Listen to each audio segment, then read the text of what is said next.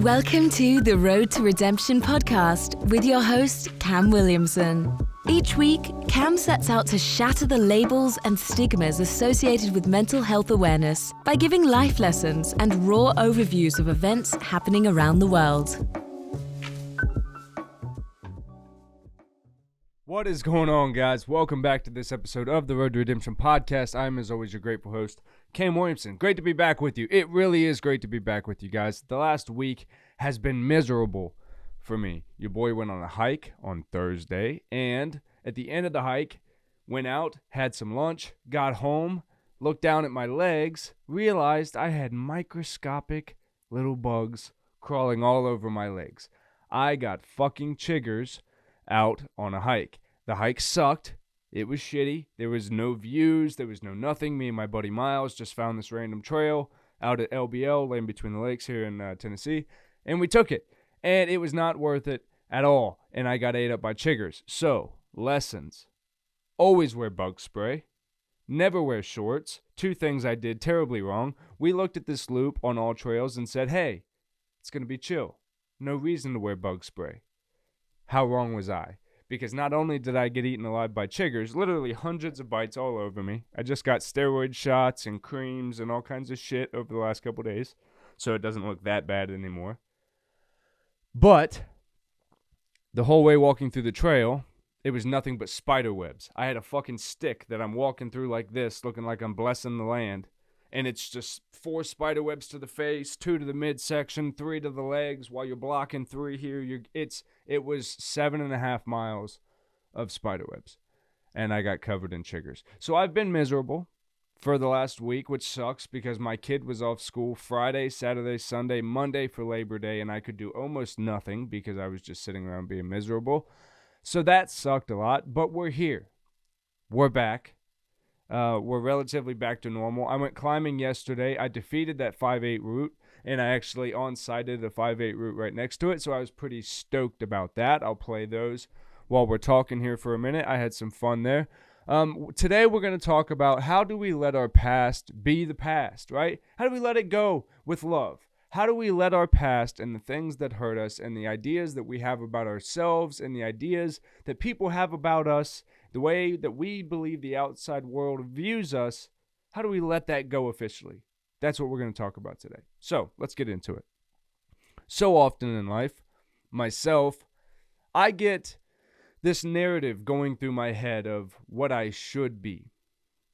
What I should be looks like a lot of things, right?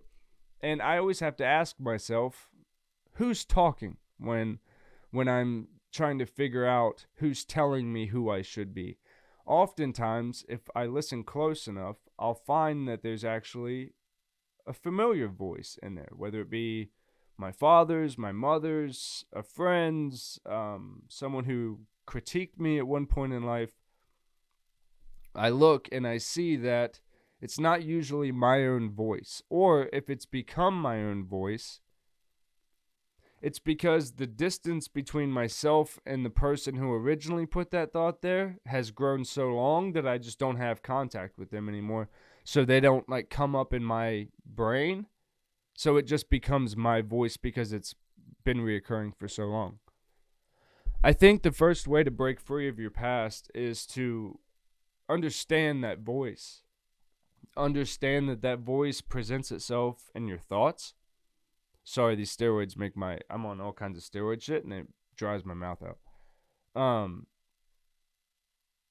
You gotta realize that voice in your head, the thing that you call your thoughts, the thing that you think is holding you back, most of the time it was put there by somebody else. It's not you. It's not your problem that you're really carrying.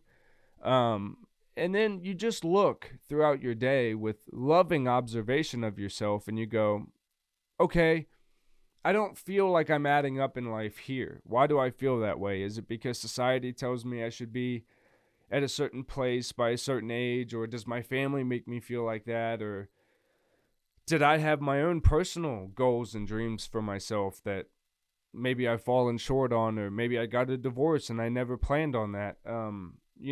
Things happen in life that you have to be able to look at them and go, yeah, I didn't plan this, But my life would be so much worse had I stuck to my original plan, which is just get married and ride that out for 50 some years.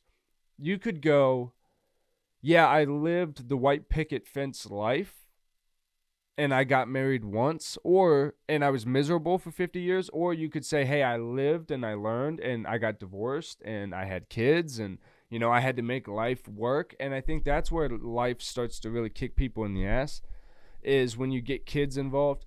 Marriages are pretty simple, especially if you don't have shit, especially early on. You don't usually have much. So an early divorce can be pretty chill. It's when you have kids, because then you got to deal with custody. You're stuck with that person for life, really. I mean, yeah, it's like 18 some years, but really it's life. You're stuck with this person that you've realized you don't want to be around. That can feel very heavy. That can feel very almost like a prison sentence, where you're like, I'm never going to shake the weight of the past. And I can just tell you, as someone who has gotten divorced with kids, you can create another life. Now, it does become very difficult. Like, because of the toxicity in my previous marriage, I moved so far away to try to create a new life that it made it very difficult on me and my daughter's situation. But that's something that I've always, in my mind, hoped that with hard work and with enough motivation and drive to do what I'm doing, I can close that gap at some point, And again, letting go of your past has to be having a vision of the future. If you sit around and you're waiting for a bunch of things from your past to come back, or things to be made right that really never will be, you have to start making a new dream of what is, of what could be, of what your life really should look like. Like, if you looked at the life that you really believe you deserved, and then you looked at all the shit that you're holding on to, most of the people, jobs, situations that you're holding on to that doesn't line up with the life you truly deserve, it's because somewhere in there you don't feel worthy enough for that life.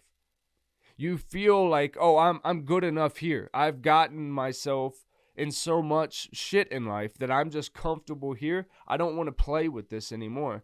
And then you have to make some really hard decision, like, telling someone how you feel, or, quitting a job, starting your own business, telling someone that, you have feelings or something, whatever your situation is, wanting to have a kid, telling someone you don't want to have a child. Those are all very complicated situations. Those are all very pivotal moments in life where your past really comes up to get you, because I could just tell you in my own personal life, every time pregnancies come up, with it being my friends, my family, whatever, like, my experience has always been very scary with stuff like that. Like, I've had stillborn kids. I've been through the miscarriage process numerous times with women that I've been with. And it's like, man, that shit is heavy. And I've already got a complicated relationship with one of my kids. I have a great relationship with my youngest. So it's like, pivotal moments in people's lives are so compacted with heaviness. Sometimes you have to know when to separate yourself. Like, that's why I don't do the social media thing that much anymore, because when you see people constantly posting how great things are, you don't really understand what's going on in people's real lives. You see the highlight reels, but I'm more interested in just experiencing people for who they actually are. And I've noticed that when people call you and talk to you, and they're actually interested in who you are as a person, they reach out to you, right? They're not posting pictures for you to see online. They're contacting you and they're talking to you. And those are the people that you bring into the future with, because those are the people you grow with. Those are the people that aren't playing games with you. Those are the people that aren't trying to hide behind a persona of themselves, of what they need you to believe them to be, so that this character works in their life. Like, you got to learn, ultimately, that people will always be who they are. And that goes for you as well, right? Know the depths of yourself. Know the bad shit you're willing to do. Know the good things that you're willing to do for people, no matter how dramatic on both sides. And then know how bland at times you can be. Right? Know that, at points in life you are dull. There are places where you can improve. There are places where you can find holes in your game and become better in every aspect of life. And I think it's by stopping the focus on the negative and starting to see things more as, oh, I'm going to improve if I do these things, not I'm going to get this person back or I'm going to show them or anything like that. But you just go, oh, I'm going to learn this lesson. That's going to make me feel better, and I'm not going to make that mistake again. And now I have this to stand on in life, and that is powerful. That's people discredit that feeling a lot, but there is a moment of realization, and I remember it when I got sober, when I finally got sober. When I'm like, yo, I'm so done with this. Like, what the fuck have I been doing for this long? What have I been doing? And then I for somehow felt myself stand on this new platform of stability. Like, oh my God, everything that people said all those years, for whatever reason, in this moment, it makes sense to me now. But it's easy to go, I've had that thought before and I fucked it up. I might as well just go drink and fuck it up again. Or you can look at yourself and go, oh my God, I realized it. I finally grew the fuck up for a minute. And look, I see things for what they really are. Every time I drink this shit, my life falls apart. If I don't do that, if I just have the strength inside myself to not let my emotions and my feelings cause me to do that one thing, my life is significantly better. And then I notice, by not doing these terrible things and getting in trouble and acting in wild ways, I don't have these leeches of negative energy all over me all the time because I'm making better decisions. I'm improving myself. So the people that I was around when I was doing dumb shit and fucking my life up, they're nowhere to be found. They don't want to be around people that are trying to figure life out because that's hard for them. That's hard to do when you're not interested in feeling or searching. And a lot of people hide behind toxic positivity. Well, you just keep on driving. No, man. There is times to rest. There is time in life to sit back and realize the beating that you've taken. Shit, I don't think I stopped for 15 years almost. From the time I was 15 to the time I was 30 years old, I never stopped and was like, holy fuck, what was my life really like? Wow, that was a lot. Kids, divorce, miscarriages, stillbirths, abuse, trauma, fucking all kinds of shit, and military service, deployment, like, boom. In 5 years, in the last 5 years really, I've been able to have some sort of maturity enough in sobriety to at least go, okay, there's progress that can be made here. I'm not a lost cause. And I think I've become so addicted to that feeling of the I'm not a lost cause that I'm fighting every single second of this life that I have to see what can I make of it, right? And the people that are along for the ride, I'm just dedicated to loving them as much as I possibly can. And I'm so stoked that you guys choose to hang out with me. I'm stoked to be back. I'm stoked to get these damn chigger bites off my legs so we can be back to normal and all these steroids can stop fucking me up. But, guys, send me thumbs up. It'll help the chigger bites if you guys send thumbs up. It'll make me feel better. And, know how much I love you. I'm so stoked to be back with you. Sorry if this was kind of a ramble. I'm on all kinds of steroids and shit. So, hey, sorry. Love you guys. I'll see you in the next one.